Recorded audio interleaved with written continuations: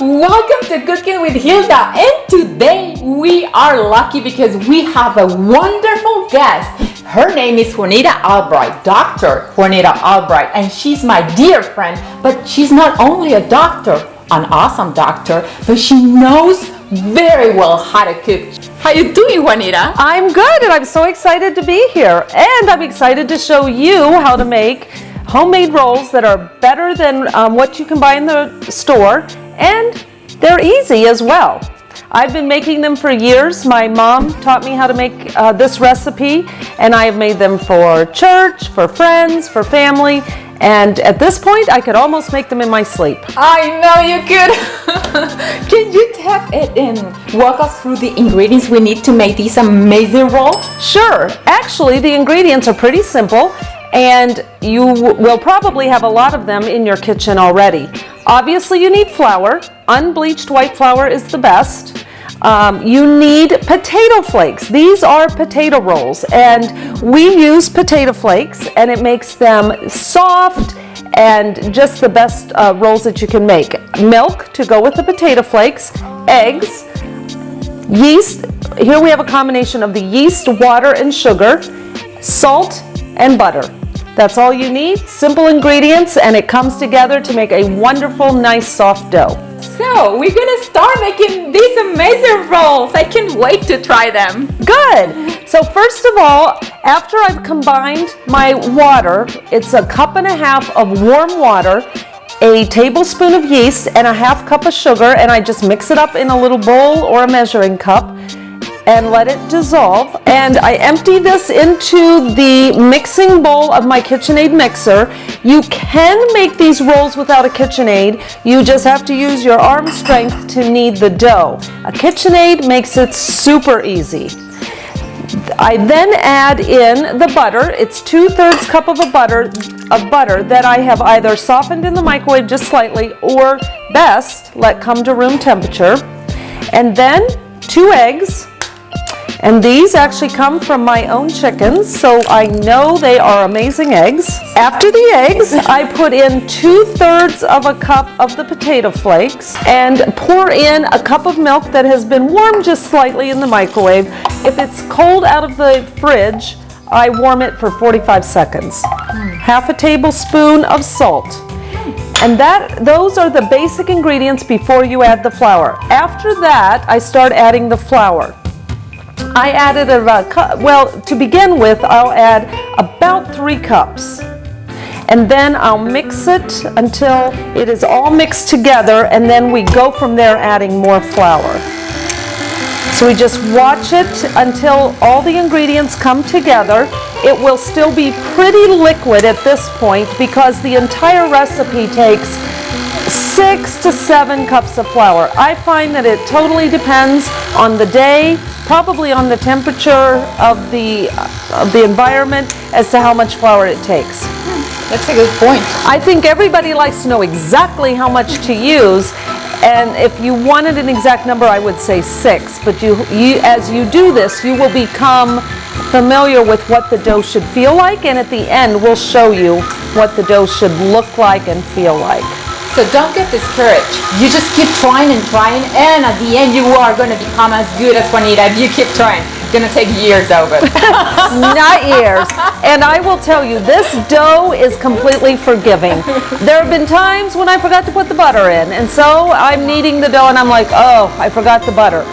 Soften the butter, knead it right in, dough is absolutely fine. I forgot the eggs one time. I don't think anybody could really tell. I think it makes it a nicer, richer dough, but absolutely, I don't think anybody ever knew. And Juanita is going to share with us the recipe, and we are going to leave it in the description section. So be sure to check that out. So now my dough has started to come together. It looks like a dough, although it's still, as you can see it's pretty liquid. And I'm going to add, so we've added 3 cups of flour. We're going to put in another 2.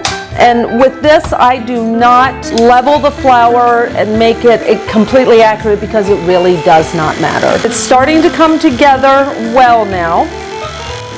So we'll see if we need more flour. We should need at least another cup. I have used a total of about 5.5 cups of flour by now, and I'm not sure we're going to need much more. So I'm going to let it knead just a little bit longer. At the end, I often will knead the dough by hand on the counter. Just helps it to become smoother and brings it together better. And I think I'm going to stop the mixer and do that so that we just get a nicer, smoother dough. So you can see it's still pretty soft, and I like soft dough. It makes nice, soft rolls. It does. I love them with butter. Butter, jam, whatever your favorite. This is a very versatile dough as well. We are going to show you how to make dinner rolls. I also use this dough to make cinnamon rolls. I make a Danish type roll with it. Sometimes I'll make pockets with ham and cheese in it. This dough is extremely versatile and useful for a lot of different things. Now, if you've never kneaded dough, this is going to feel awkward when you try to do it. I will tell you, it's great for developing our muscles, and it's great for dealing with frustration.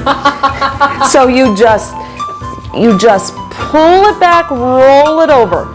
Push it with the heels of your hands, pull it back with your fingers. Push with the heels of your hand. Just back and forth, back and forth. Bring it back together and just back. And honestly, because the KitchenAid did most of the work, you don't need to do this very long. And there are times when I just let it knead longer in the mixer and don't even need to knead it on the counter. Okay, I think we have a great consistency here, and there is our dough. What we will do now is we put it back into the mixer bowl and let it sit until it rises to about double. At that point, you can then use it to make it into whatever kind of roll you would like. The nice thing about this roll dough, I often will make it ahead, even a day ahead. I put it in the bowl, cover it, put it in the fridge. I get it out about an hour before I want to make it into whatever roll I'm making. Let it sit on the counter, come to closer to room temperature, and it's perfect to use at that point. Great. So Hilda, here is some dough that I prepared ahead of time. How soft it looks. It is so soft. And you just push it and it just indents beautifully. And that's exactly how it should look. It has risen to twice its size. When I started, it looked like the dough that I just mixed. And so now we're going to show you how to form it into dinner rolls. There is a little bit of a trick to this. I will not say that this comes completely natural the first time, and everybody gets a little frustrated when they try to do it. I have done this many times, so it's going to look easy, and it's not quite as easy. If you have a hard time forming it the way I'm going to show you, you can break off balls of dough and roll them on the countertop. That works perfectly well. I have a friend who's made rolls for years, and that's how she makes them.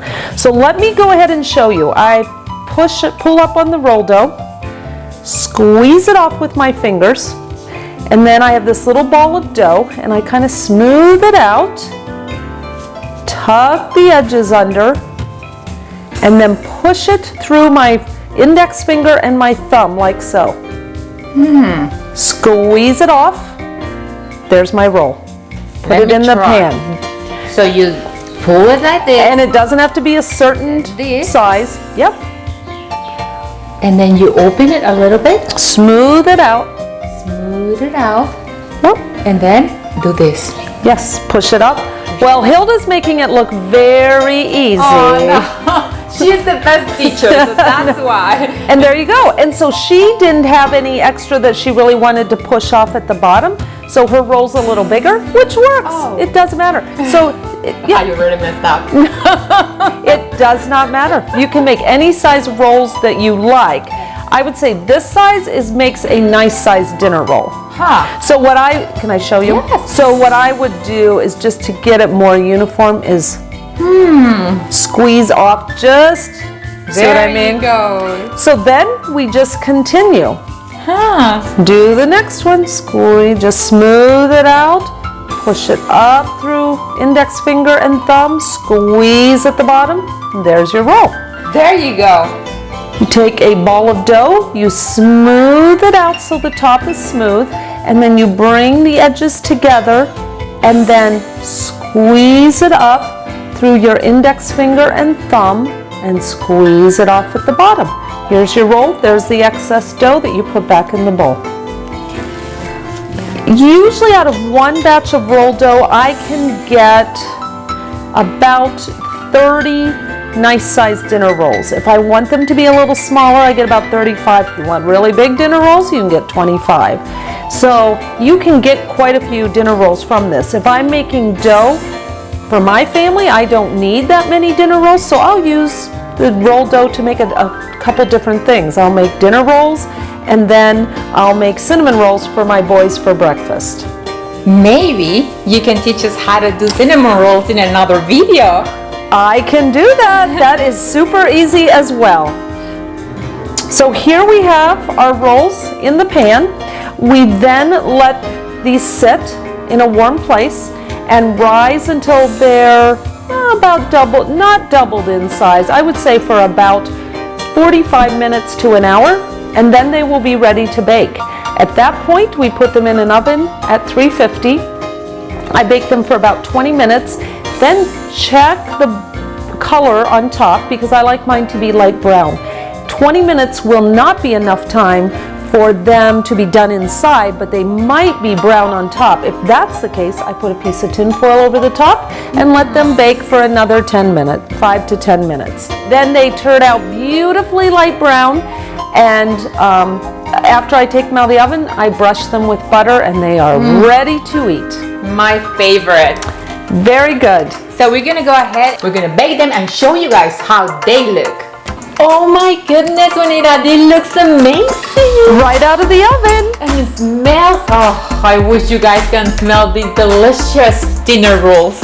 And I have some butter that's kind of at room temperature, and we're just going to spread it right on top of the rolls because they're warm. It just melts down over them.